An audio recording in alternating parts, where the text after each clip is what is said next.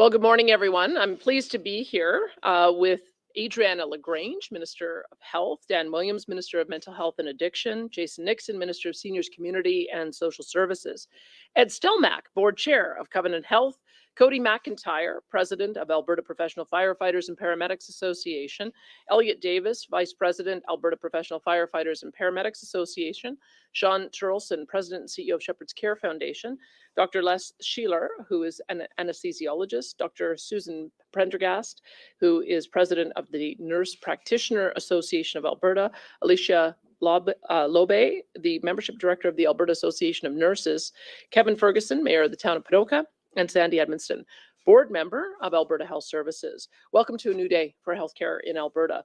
From the very beginning of our government's mandate, improving healthcare at every level has been the top of our list of priorities. And with delays affecting the whole system, the urgency of the challenge can't be overstated. Wait times for life-saving surgeries, routine care, and mental health treatment are far too long. Alberta's health system isn't working the way it should and the way Albertans deserve. And fixing it is critically important to improving Albertans' quality of life. And improvements must begin with Alberta Health Services, the largest provincially integrated health system in the country. While all Albertans can and should be proud of our frontline professionals, the structure behind them is not setting them up for success. We have seen unacceptable wait times for surgeries and emergency rooms. We've seen constant service disruptions and temporary closures at rural hospitals, EMS code reds and response times not meeting targets.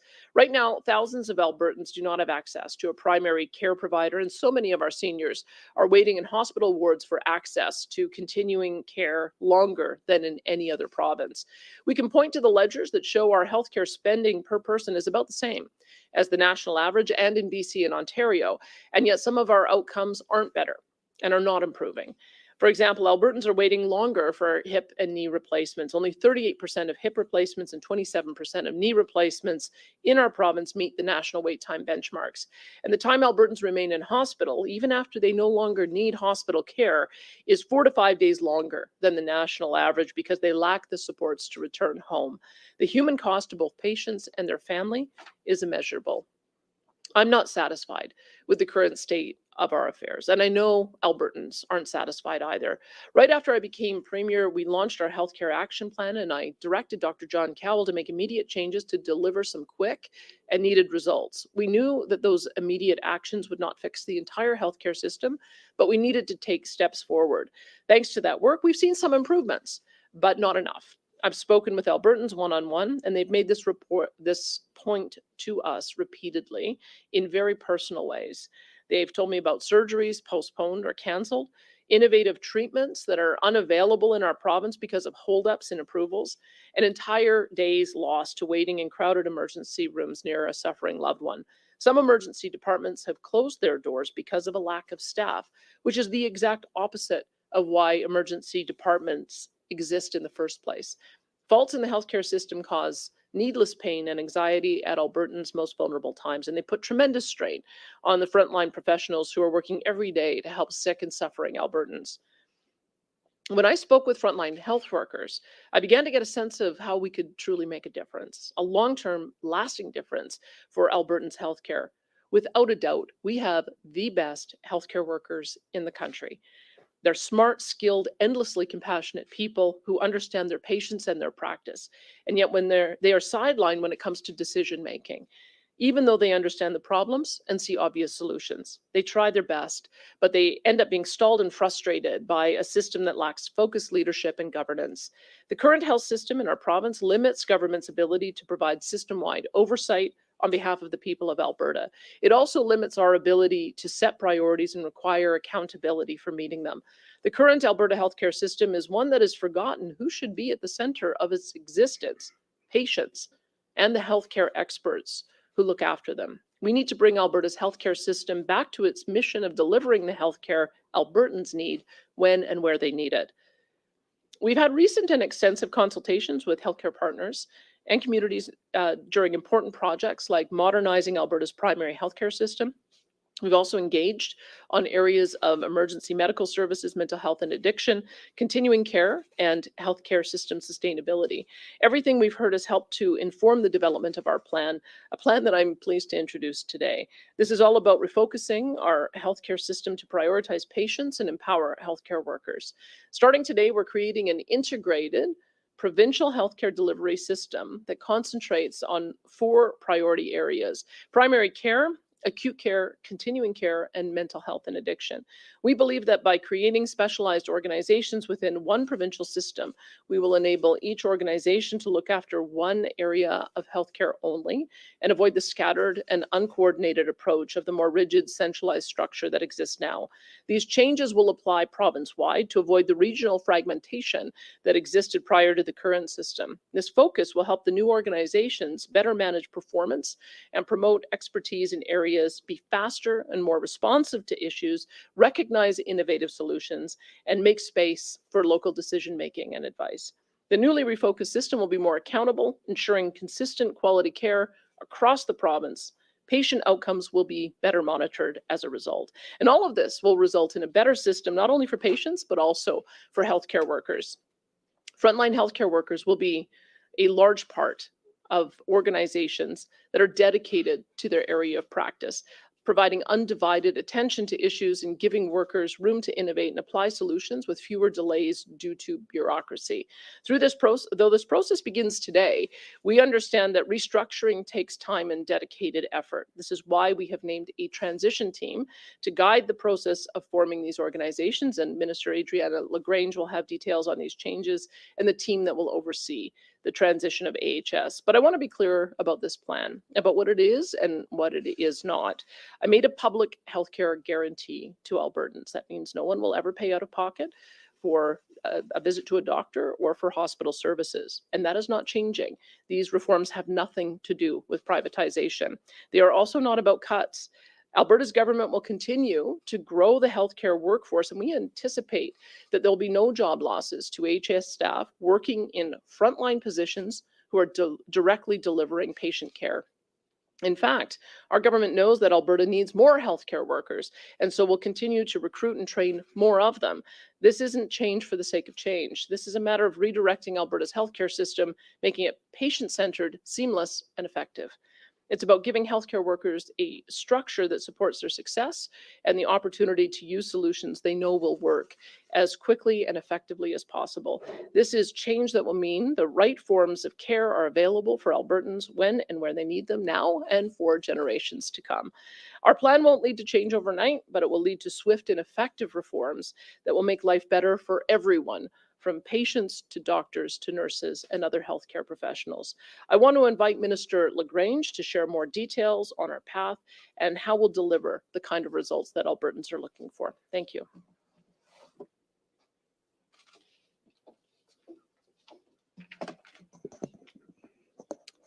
Thank you, Premier, and good morning to everyone. We are at a critical juncture when it comes to healthcare in Alberta. As Premier said, we are refocusing Alberta Health Services so that we can provide a high-functioning healthcare system that prioritizes patient care and empowers our healthcare workers. We are beginning this change by listening to the healthcare workforce and to Albertans. Throughout this process, we will rely on the expertise of healthcare workers and will work with them to make changes for the better. We will also listen to Albertans who use the system every day to ensure their experiences and ideas are part of these changes. During this transition, we will work to minimize disruption to the daily work of healthcare staff, and our priority will always be, and I want to repeat that, always be, to protect frontline jobs. I would like to thank Dr. John Cowell for stepping up to serve as the official administrator of Alberta Health Services since last October. Today, I am announcing a new AHS board, which is made up of 7 members, and I'm pleased to announce that Dr. Lyle Oberg will be the chair. Dr. Oberg has years of extensive experience as a physician, rural practitioner, and multifaceted leader. Under Dr. Oberg's leadership, this board will guide the changes that will gradually unfold over the next 18 months. It is crucial we take the time to get this work right, which is why it will roll out in stages over the coming months and years. In addition to the new AHS board, transitional boards for the organizations will be named over the coming weeks. The first organization to be formed will be the new continuing care organization, which we expect will be ready to go this coming spring. The new continuing care organization will seamlessly continue the work of transforming the area of continuing care, which is already well underway. So this includes work to streamline Alberta's continuing care legislation, developing services and supports for home and community care, improving existing continuing care facilities, and exploring better options to empower Albertans to live where and how they want to. The continuing care organization will be responsible for oversight and coordination services and supports, and all operators, including the refocused Alberta Health Services, as well as Covenant Health. All of these operators will continue to deliver services under contract with the new continuing care organization. Incidentally, this solves a long-standing issue where AHS both procures and provides services in continuing care. The establishment of the new continuing care organization will be quickly followed by the launch of the new mental health and addictions organization. And you will get more details from Minister Williams on this organization in just a few moments. In the fall of 2024, we expect to unveil the final two organizations, primary care and acute care. The new primary care organization will be dedicated to the delivery of primary health care, that is, ensuring that every Albertan has access to a doctor, nurse practitioner, pharmacist, and any other primary health care provider that is necessary. I know how distressing it can be when you don't have a healthcare professional to turn to, whether it's for immediate advice or a regular checkup. Primary care providers should be the first stop when health issues arise. But for the many Albertans who do not have one, it means their health will go unchecked, which could result in some very serious health implications later on.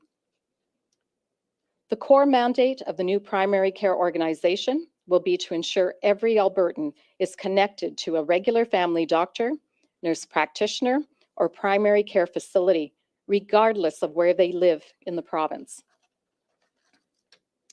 As I announced a few weeks ago, we have already begun these efforts to stabilize and improve access to primary care in all areas of the province.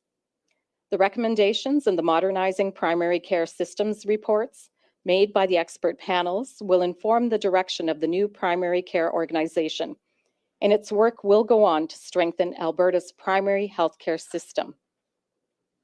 Finally, the new acute care organization will oversee delivery of services in areas including hospitals, urgent care centers, cancer care, clinical operations, surgeries, and emergency medical services. AHS will become a service provider, much like Covenant Health. Both, along with other contracted emergency service providers, will work with the new acute care organization to continue to improve wait times for emergency care, whether it be on an ambulance call or an emergency room wait. All four of the new healthcare organizations will also be focused on empowering appropriate decision-making at a local level, so we are more responsive to the needs of Albertans on the ground. They will be aided in this by 12 new advisory councils, which are replacing the existing 12 AHS advisory councils, as well as a new Indigenous Advisory Council. These local advisory councils will represent and advocate for regional perspectives, bring forward local priorities, and give input on how to continually improve the system. Overall, alignment between the four new health organizations will be overseen by an integration council that will also track efficiencies, remove barriers, and improve outcomes. This is how 4 new organizations will continue to operate seamlessly within a single provincial health system. There will be rigor to this process, ensuring that patients and the workforce are at the forefront of every decision. The Ministry of Health will also change its structure to better align with the new organizations, including creating a procurement and system optimization secretariat and expanding the role of the Health Quality Council of Alberta. As I said earlier, all along this process, we will be consulting with the healthcare workers who are crucial to the system's success. This is a huge undertaking, but a necessary one. There are many facets to this work, but all of it will follow 7 non-negotiable guiding principles. And they are: 1, a single functioning healthcare system with specialized areas that focus on delivering the best care that is important to a high-functioning system. 2, improving patient outcomes by ensuring Albertans get the best care when and where they need it. 3, creating seamless integration and collaboration between all of the new organizations so patients will experience a smooth healthcare journey with appropriate transitions in care where needed. 4, supporting a workforce whose own well-being is prioritized, whose expertise is leveraged, and whose decision-making is empowered. 5, promoting local decision-making by incorporating regional advice. 6, keeping communication transparent and making frequent efforts to stay in touch with frontline workers and patients alike. And 7, fully committing to our plans, but also remaining flexible to support the ideas and perspectives from our frontline workers and from Albertans. I want to emphasize this important piece. Throughout this process, you will continue to access healthcare how and where you normally would. For a health emergency, you will still call an ambulance or go to the hospital. Surgeries will still happen the same way as they are right now. You will still visit your family doctor, primary care clinic, walk-in clinic, lab, pharmacist, and so on for day-to-day healthcare needs and advice. If you or a loved one need assisted living, you will still access continuing care sites or home care. We are committed to this plan because we are committed to Albertans, and they deserve the very best healthcare system possible. This is exciting. This is an opportunity to take care of the system and the people that keeps all of us healthy. And refocusing is so that we can work refocus is so that it will work not only for us, but for all Albertans long into the future. This is so critically important. We have to provide for now, but we also have to provide for the next generations. So thank you, and I will now invite Minister Williams to the podium.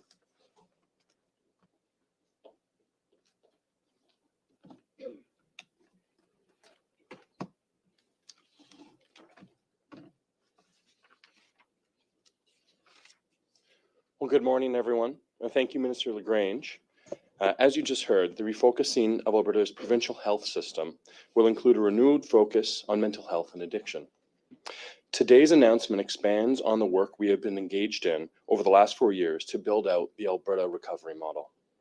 We have already taken significant steps in increased access and treatment and recovery supports by 1, adding more than 10,240 addiction treatment spaces throughout our province, 2, removing the $1,240 a month user fee to get access to life-saving treatment for those in the deadly disease of addiction, 3, by building 11 long-term recovery communities through the province, 2 of which are already open and operating.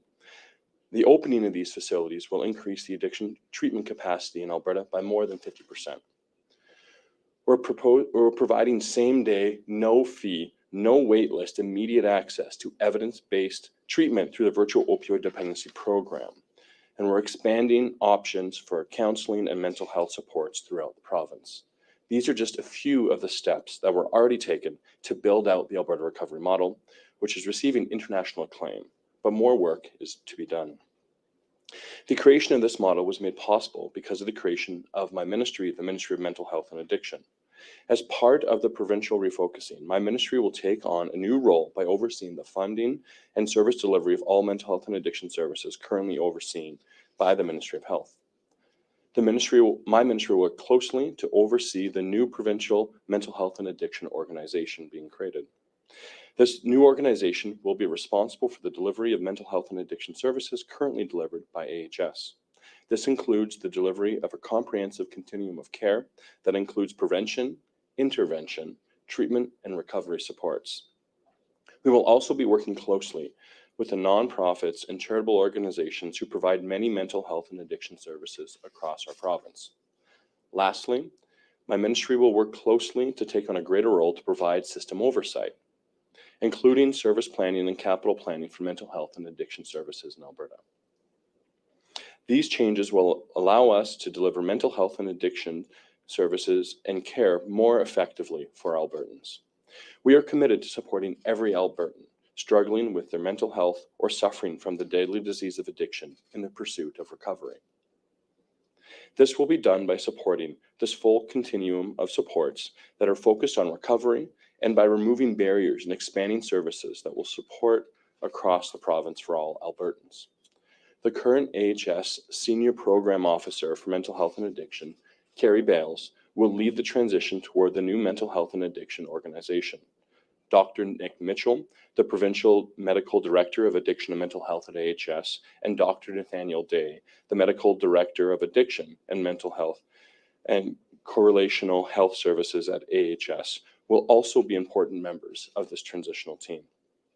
Their extensive knowledge and experience will be instrumental in guiding the work underway to establish the new provincial mental health and addiction organization by mid-2024, as we heard from Minister LaGrange, while ensuring stability and continuity of mental health and addiction care will be a priority. As we move forward, our vision remains the same. Anyone suffering from the deadly disease of addiction or who has mental health challenges deserves an opportunity to pursue recovery and live a full life in our society. As Minister LaGrange mentioned, we want to hear directly from frontline workers to ensure that their voice helps guide us in this government's efforts to refocus Alberta's healthcare system on Alberta and on Albertans. Together, we know that we can provide better care for Albertans. Thank you for your time.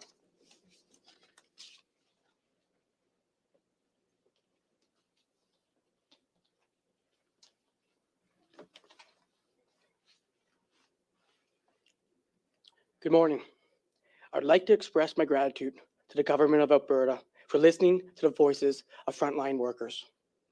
Although there was a slight delay, we are pleased to see that the APEC report recommendations are being implemented by Minister LaGrange and Premier Smith.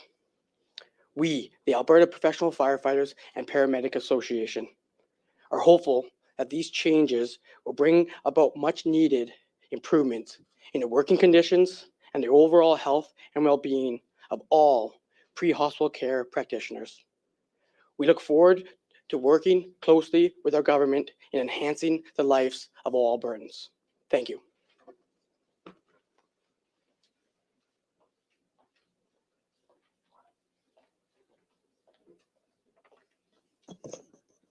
Good morning, everyone. I'm Sean Turlson. I'm President and CEO of the Shepherd's Care Foundation, a registered charity that's faith-based. I'm here today representing the Alberta Continuing Care Association as past chair. The Alberta Continuing Care Association applauds the recent healthcare reforms by the Alberta government and in its commitment to advancing healthcare services for our beloved seniors. These reforms align with our mission of creating a sustainable and innovative continuing care sector. We're eager to work in collaboration with Alberta Health Services, Alberta Health, in providing our expertise, advocating for best practices, and fostering innovation of our beloved seniors' well-being. Thank you.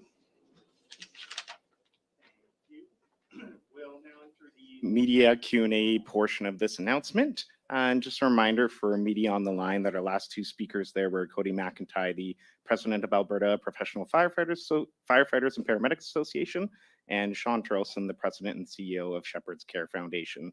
As well, a reminder to media that the participants listed in the news release will be available for the Q&A today. That includes Mr. Stilmack, Mr. Davis, Mr. McIntyre, Mr. Turlson, Dr. Sheeler, Mrs. Prendergast, Mr. Ferguson, and Mrs. Edmondstone. We'll be going with one question, one follow-up today, and starting off in the room. Hi, Janet French from CBC. Just a question for the Premier. You've bemoaned the number of managers that were in Alberta Health Services, and now we're looking at this new structure where there's an integration council, there's 4 potentially new or revamped bureaucratic organizations, a procurement secretariat.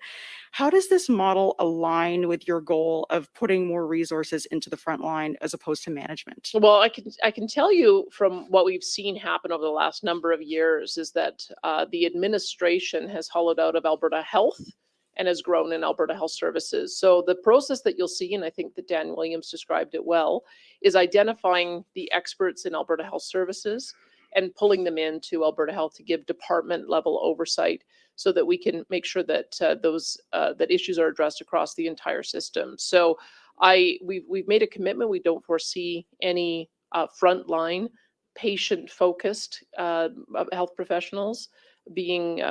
We're going to ensure that their jobs are protected. But I would say that you are going to see a process of streamlining in the management layers.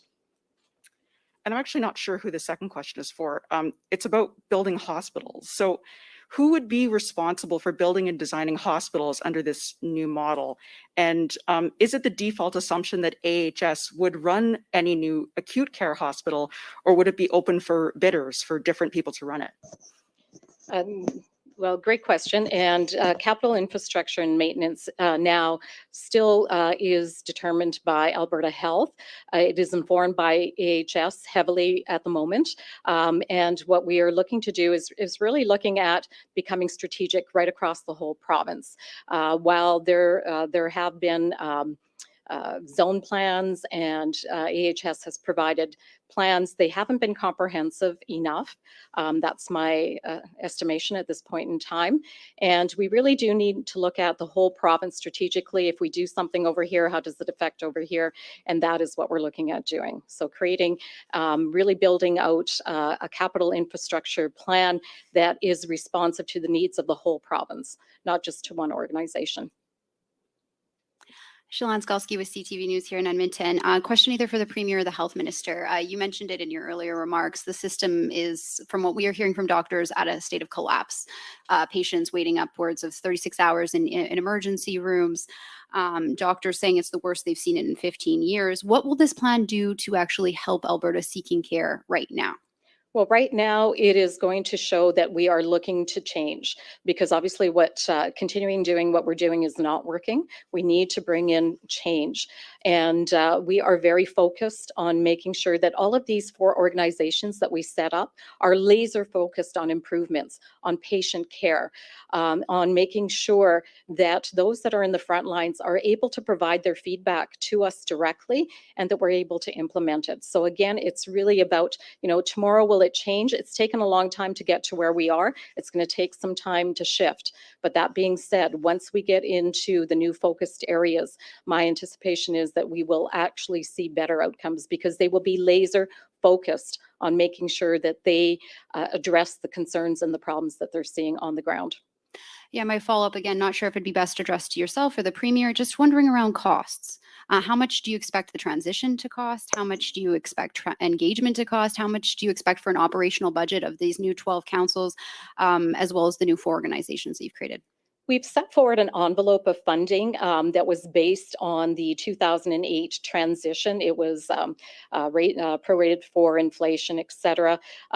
We don't anticipate that we will require to use all those funds, but we did want to make sure that we had funds available to us as a department, as a ministry, to ensure a successful transition. Again, this is going to be a slow, methodical, thoughtful journey that we're taking everyone on. It is going to start immediately, but it's going to take 18 to 24 months. We are going to have to set up each one of these organizations, make sure that there is seamless transition. We want to make sure that the Integration Council is set up for success, that the Procurement and Optimization Secretariat is also set up for success. So we are going to think this through, but we don't have a definitive number just yet. Sure. The problem that we've observed in the last year is that all roads lead to the emergency room. If you don't have a family doctor and your child is suffering a high fever, you go to the emergency room. If you're having a mental health crisis, you go to the emergency room. If there's an addiction crisis, you go to the emergency room. If you are a senior who doesn't have place to go in continuing care, you stay in an acute care bed in a hospital. So by separating these functions out, what we are beginning to do, and the minister announced this last week, is ensure, number one, everyone has access to a family practitioner so that they always have the ability to see a family doctor or nurse practitioner, so that we can avoid having all roads lead to the emergency room there. By focusing on continuing care, I understand with the Continuing Care Association, we may have as much as 30% vacancies in beds. So let's make sure that the patients are in the right place, receiving the right level of care. I don't think anybody wants to sit and languish in a hospital room. They want to be in a more home-like facility. So let's make sure that they're in the continuing care homes, and we're building enough to be able to meet the future need, so that we're also freeing up beds in acute care hospitals.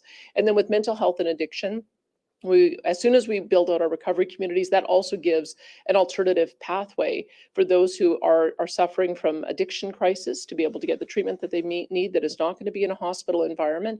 As well, we have 5 mental health facilities that we're building as well to give that kind of focused care. So all of this does take time. Everything is in process, but that's the reason why this structure is going to optimize care, because people will be able to get the right treatment in the right place at the right time, which unfortunately they don't have right now. And that's why we're seeing everything overloaded in the hospitals. Morgan Black with Global Edmonton. Kind of on that topic, we talk about the need for more family doctors, more beds, more resources. I'm just wondering if you could really outline how the reorg addresses the need for where there is not enough. You know, we talk about primary care, finding you a family doctor, but how do you find that family doctor if there's not enough in the community? Well, if you look at the announcement that the health minister made a couple of weeks ago, this is, I think, one of the most important aspects, is that we're going to allow nurse practitioners to set up their own practices and bill the province directly. I don't think any province has that kind of model. And so that will allow for, I've spoken with one nurse practitioner in the organization. She began working with a doctor who allows for the billing as a matter of oversight. She's got 2,200 patients. So if we have our nurse practitioners able to provide that other level of primary care, that's going to allow for more access. We're also recruiting more doctors. The minister is working with Dr. Paul Parks, the head of the Alberta Medical Association, to create a new funding model that will support doctors with the rising overhead costs. And you've also seen as well that we've announced that our pharmacists are able to provide more primary care. So it's going to be a combination of all of those 3 factors. But the objective is that every single Albertan will have access to a family practitioner. And then our secondary question would be talking about the engagement sessions. I believe it starts with AHS tomorrow. So to what extent will what you hear in those engagement sessions change things or influence? I recognize it's a years-long process, so to what extent will that change things? Well, to a great extent, because we really want to hear from the frontline staff. This is an exercise in really listening to our frontline workers and to every Albertan who wants to take part in the engagement sessions. I know I hear daily about situations, whether it's from a frontline worker or from an everyday Albertan, a mom or a dad or someone who is struggling with the healthcare system as it currently exists. So this will give them an avenue to speak directly to the ministry, to myself as the Minister of Health, and influence change. So I think it's very exciting to give them the opportunity. It really is empowering the workforce. And I've heard so often from the workforce, from the front lines, that they have great ideas that just aren't being listened to on how we could change and positively change. So. Manuel Prestovet, Radio-Canada. Minister Williams in French. Yes. En fait, j'aimerais juste que vous me disiez en français pourquoi faire toute cette réforme, pourquoi c'est nécessaire de faire toute cette réforme. Parce que nous réorientons le système pour ça puisse travailler pour les Albertains, pour les familles albertaines, au lieu d'avoir un système plus administratif, plus complexe, que les Albertains ne peuvent pas avoir l'accès à les soins qu'ils désirent. Et puis, qu'est-ce qui va changer dans la vie des patients? Un Albertain, il se rend à l'hôpital dans 1 an, qu'est-ce qui va changer?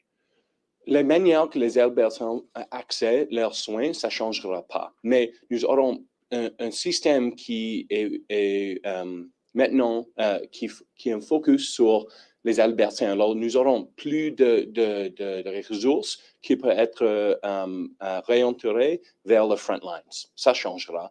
Mais la manière dont les gens vont accéder leurs soins, ça ne changera pas.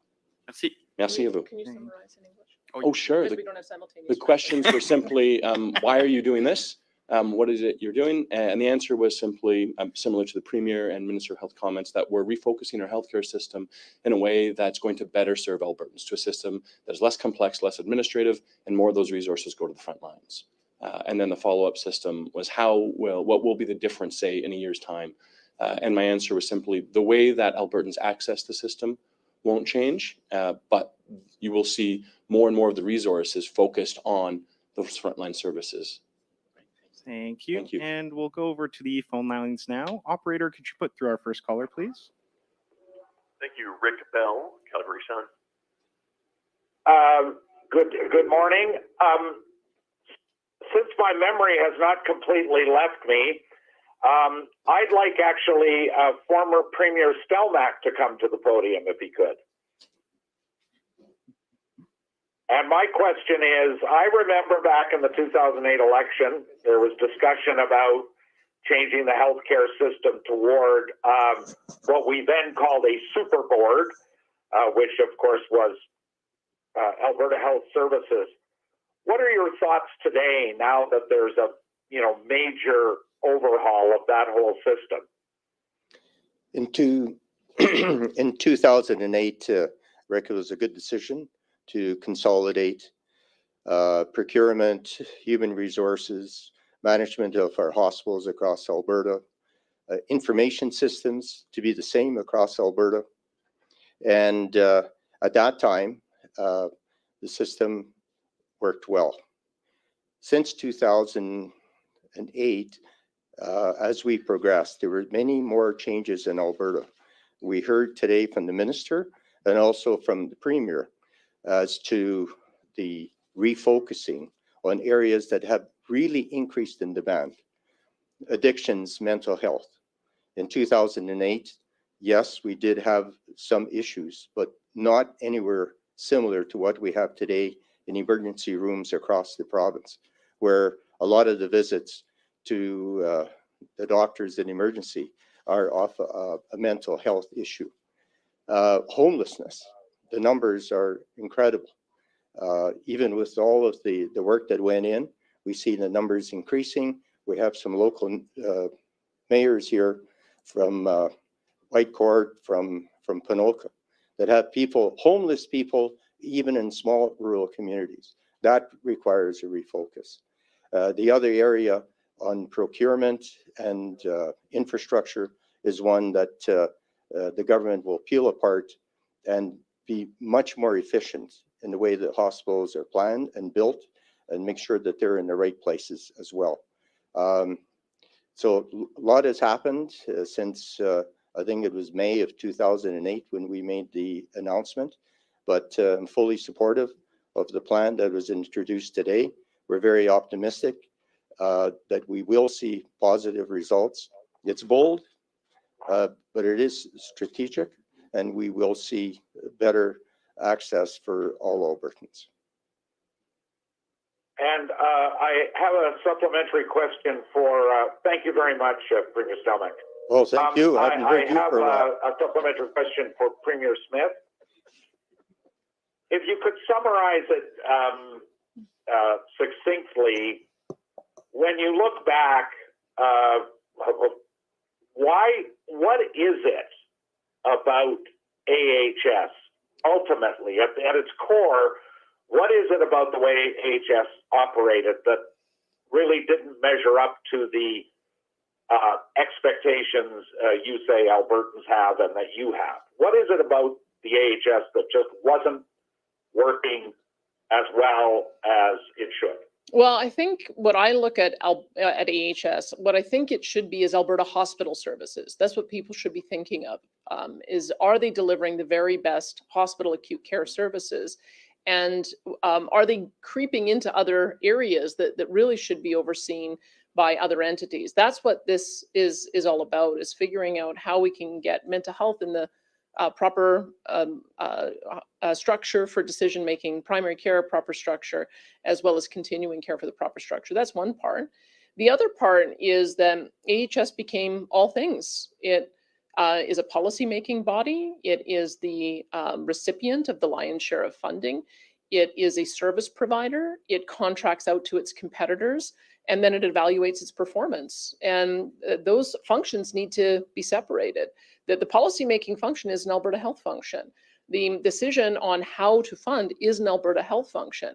And so what this does is it puts Alberta Health Services as a service provider and doesn't put them in that conflict position where they're deciding whether to keep services from themselves or contract them out to Covenant Health or contract them out to a doctor-run surgical center. So that's, I think, going to be the fundamental change, is that Alberta Health Services is going to be focused on delivering the very best hospital care, and then we're going to be able to build out the better functionality in those other areas. Thank you. And operator, could you put through our next caller, please? Thank you. Donald Braid, Calgary Herald. Thanks for taking my call. I deeply regret that Bell asked the question I had for Ed. It's interesting to see him back at the podium after all these years. I think he missed his, he said he missed it. By asking what, I guess, it was very controversial at the time. We know you integrated all the regions. There's a huge uproar. There's a lot of public controversy about it. And could you identify where it started to go off the rails? Do you think a little bit with AHS as obviously a very close and interested observer? That's for Premier Stelmach, of course. Did you want to come in and answer? He said he missed hearing from Rick Bell, so I'm sure he missed hearing from you too, Don. I'll turn it over to him. I think just the size of the organization, and as the Premier so eloquently described, how the function changed from being operating hospitals, the intention and design in 2008, to where they had this incredible role across Alberta and fingers into everything from hospital construction to policy, budgeting. To me, and I'm going to be very frank, the decision-making in this province in terms of budgets, infrastructure, and policy is made by government. It's made by elected people. And we drifted away from that. And I think that Don will give you a pretty good indication of where and why these changes have come about. Thank you. And for the Premier,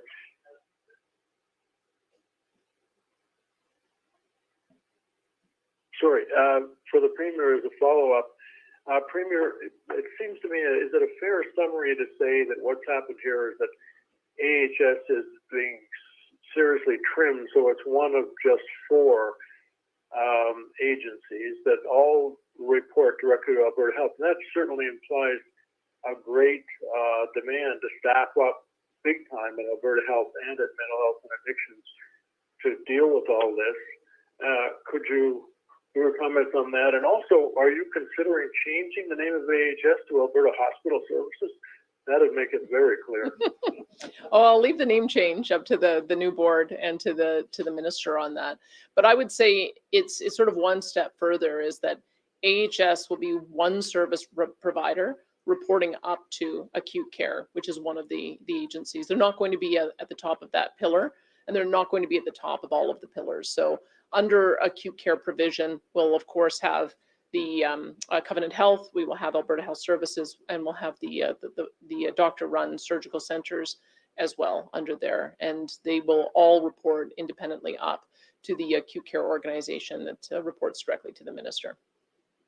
But keep in mind, I mean, AHS, I believe, runs 106 of our facilities. And so they are obviously the most significant provider of acute care services. And I suspect that will continue. Thanks, Don. Operator, can you put through our next caller, please? Thank you. David Staples, Edmonton Journal. Thanks for taking my call. There was a crisis in our hospitals during COVID surrounding not having enough acute care beds for all the COVID patients, which greatly limited the government's options. How will these changes, if we were to have another situation like that with a new virus, a new pandemic, how are the changes that you're putting in place better able to address something like that where, you know, for instance, the government was promised about 1,000 beds and they could only deliver about 170, as I recall at one point, which was not nearly enough. How will this new system better work in that kind of scenario? We've already begun. I mean, surge capacity was one of the big objectives when Dr. John Cowell came in. If I remember my notes correctly, we've increased the amount of acute care beds by 171. And we've also increased the amount of ICU staffed beds by 50. So we're moving in the right direction. I suspect the biggest change will come from a facility by facility audit to see how many patients should be in an alternative arrangement, either in a long-term care facility or a continuing care facility or at home supported by home care. I think what we have observed is that several of our wings of our hospital, several wards, several floors have been turned over to continuing care provision. And we have a whole variety of alternative care providers who could provide alternative arrangements. So I don't want to prejudge how many beds that will be. I think at the moment it had been identified as over 500 individuals who are waiting for placement in long-term care, and it may be more than that. I also know that there are wings of hospitals and floors and operating rooms that have either been decommissioned or never brought into service. So when the minister talks about optimization, that's going to be the challenge of the board, is to go through facility by facility and make sure all of the areas are optimized. And then, of course, we have a recruiting task ahead of us. We have to graduate more health professionals to be able to make sure that we're staffed up and recruit more of them from abroad. But we have to get a better handle on just how much capacity we do have and how much more we can create. But that's the direction we need to go. One of the things that Dr. Cowell told me is the problem is if you always are operating at 100%, when you do end up with a patient surge like we do every single respiratory virus season, now you're burning out your staff because you're asking them to operate at 115%. And in the case of COVID, that carried on for over 2 years. And so we have completely burnt out our frontline staff. What we have to do is create enough of a capacity buffer, have the hospitals operating at 85% so that when a surge comes, they're able to scale up and we're able to create better working conditions. So that's where we're going to, is that you can't have your staff running flat out all the time, especially when unanticipated pressures come on the system. And so we are going to be working on improving that capacity at the hospitals. My follow-up question is we have some major trends going on, just not in Alberta, but across North America, where people are getting major diseases like cancer, diabetes, cardiovascular disease in greater numbers and at younger ages than ever before. So we have just general trends where the population is becoming less healthy over time. And some physicians and other medical people are talking about a great need for preventative care coming to the forefront. That our systems are designed for acute care, but we do a poor, terrible job in preventive medicine. How will these changes that you're envisioning address that particular issue? So great question, and something that we really have to focus on. When I made the announcement on primary care, on modernizing Alberta's primary care system, it's really from the lens of how do we keep people out of hospital? How do we do early diagnostics? I'm a rehab practitioner by profession, and part of what I've always advocated for is early intervention. early diagnostics. How do we improve that system? Having everyone attached to a primary care provider so that they can be seen when something happens within their body that they feel needs to be addressed.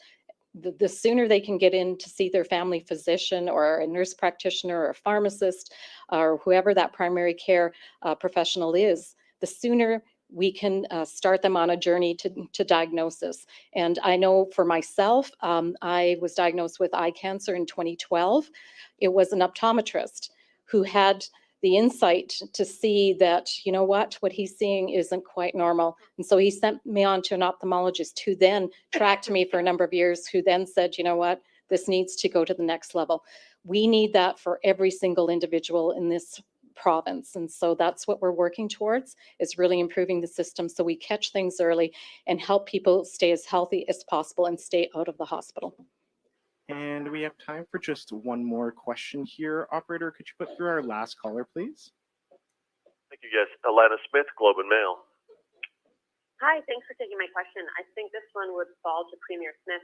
I'm just wondering, so the system, like in the acute care pillar of this new system, would there be room for a competitor to Alberta Health Services to operate?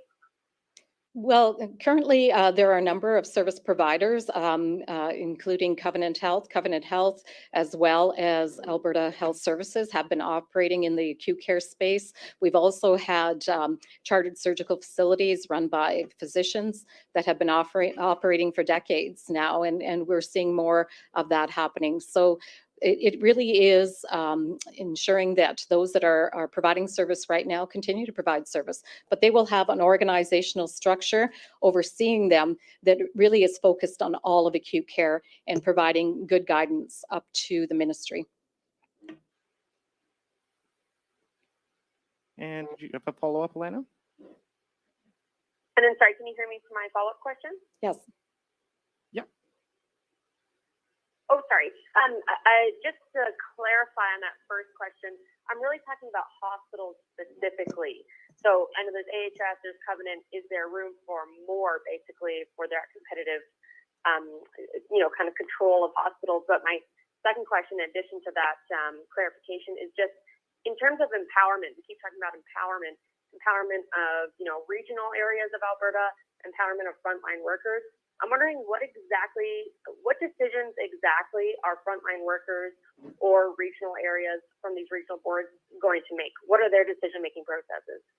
So to your first question on acute care right now is being provided by AHS, by Covenant Health, by chartered surgical facilities.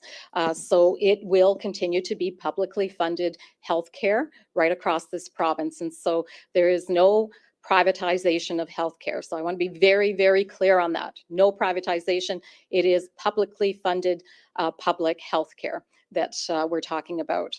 On your second question in terms of the regional, so right now there are AHS 12 advisory councils, regional advisory councils. My understanding is that they could provide better input that would inform change, because what I hear, even from doctors and nurses right on the front lines, is that oftentimes they bring their suggestions, their ideas forward, but they're not acted upon, not listened to. And so these new restructured 12 advisory councils, actually 13, including a new Indigenous advisory council, will actually provide direct input to the Integration Council. It will provide direct input to each one of these organizations, and ultimately it will provide direct input to the Ministry of Health and myself. Perfect. And that'll wrap up today's announcement. Thank you, everybody, for joining us. Thanks, everyone.